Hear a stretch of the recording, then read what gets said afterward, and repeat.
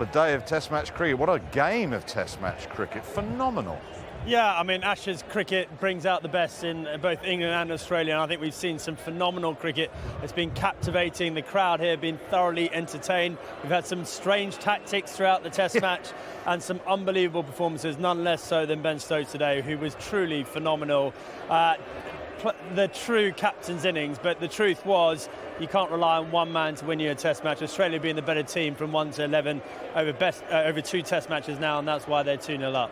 Much like Edgbaston, you just couldn't take your eye off any delivery. No, never a dull moment with this England and Australia team. Going hard at it, throwing everything they possibly could at each other. And I agree with Strauss. There were some strange tactics along the way, but they worked, or it progressed the game. And when you've got such an important series that goes the length it has, at the intensity that it has, gives full entertainment. I mean, the crowd today before lunch, when Ben was belting it into the mound stand, it was just epic, pure entertainment.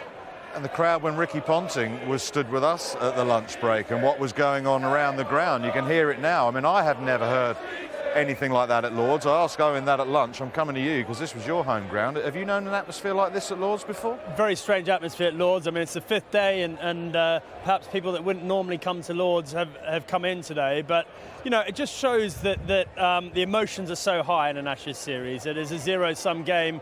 You're either a hero or villain, and Australia are the villains as far as England fans are concerned, especially Pat Cummins with his decision not to withdraw that appeal against Johnny Bairstow. I mean, in truth, I think there was absolutely nothing wrong with it. But of course, the crowd will see it through sort of English patriotic eyes, and for them, they didn't like the look of that. And Pat Cummins will get plenty of stick for the rest of the series, I would have thought, on the back of that. Would you have withdrawn it? No, I don't think so, because I think Alex Carey just picked it up and threw it straight away. There was no premeditated element to it. Johnny Bairstow has been dozy going outside of his crease. But of course, that whole nebulous spirit of cricket feel, you know, you could argue that both ways. You could say it was against the spirit of the cricket. I was pretty comfortable with what Australia did there. If you're within the laws of the game, how can you possibly be outside the spirit of cricket?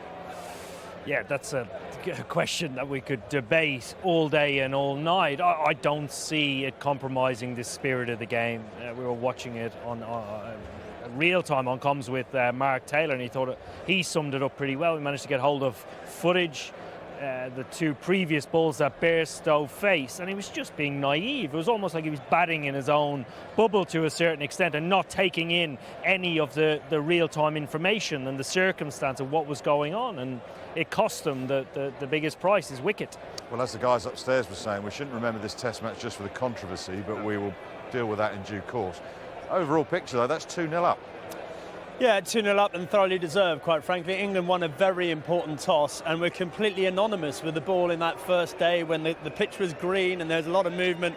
Australia did very well to get through that first session, and from that moment onwards they were always in front in the Test match. I think England will kick themselves that they weren't. I think they were 188 for 1 at one point in their first innings. They weren't able to capitalise on that. But Australia have the better team, the better balanced team. Worth bearing in mind, of course, that Nathan Lyon didn't bowl for the last innings and a half in the game, so Australia was significantly handicapped, but they were still comfortably the better team. The enjoyment of both Test matches, does it paper over some of the cracks that perhaps we've seen in this England mythology? Yeah, I certainly think it does, and the fact that Australia have done things the hard way, particularly in this game, highlights that there are a few cracks in the method, and England have thrown absolutely everything at them. Australia, for the first 2 games, have just been far superior, both in method and skill, and pure determination. We have Ben Stokes and Joe Root that continue to step up. They have twice as many players that do the same thing, none more so than their skipper, Pat Cummins. He just continues to get big wickets at key moments in the game, and you have to say, well played. How do you see that? How do you see it? Do you think it's papering over the cracks a wee bit? I mean, I thought Ollie Holt in the Daily Mail the other day wrote a really interesting piece about, just hold on a sec. If you're criticising the way they're going and going so hard, look at where England were to the Test wins that they've had last year and how close they've pushed the best side in the world. What's your view? It's not about the approach. I think there's absolutely nothing wrong with the approach. And in fact, at times during this Test match, England has sort of taken a step back and played more traditional cricket. And I think that's what you have to do. You have to play the situation in front of you. I think where England will have regrets is they've had opportunities, more particularly at Edgbaston, but also here at Lords, where they had Australia down and they weren't able to bury them. And they gave Australia opportunities to come back in the game. That ruthlessness that you need to show in an Ashes series if you're going to win it, England haven't shown that yet. And that's why they'll be kicking themselves 2-0 down. There is so much work left for England to do now. You almost think that's a step too far for them. And they've had their chances and they'll regret that. Well, the captain has led the way, much as you did with the white ball side, but Ben's led the way in terms of being super aggressive. Let's use the batting as an example.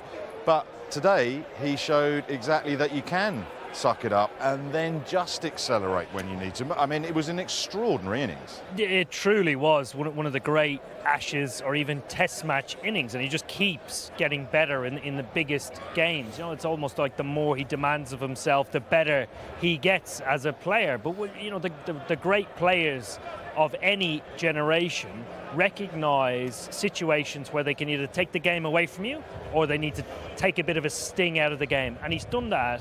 The game today, particularly his innings, has ebbed and flowed at his pace. He has worked his way up and down the gears and picked and chose when he wanted to do it, which is an unbelievable skill. Almost, you know, predicting what they're going to bowl, how he's going to manipulate it, how often he keeps the strike. And he batted with Stuart Broad there, and they bowled the majority of the balls at him exactly where he wanted them. Incredible. Ricky joined us. How would you sum up that Test match? Enthralling, amazing.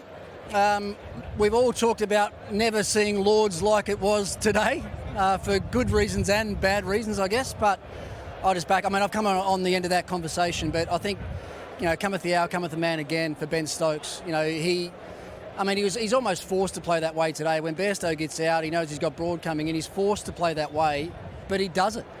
You know, quite often other players are forced to play a certain way and they'll hit one of the first ones up in the air. Well, 155 today, another amazing Ashes Test match 100, and unfortunately for him and his team, it just wasn't quite enough today.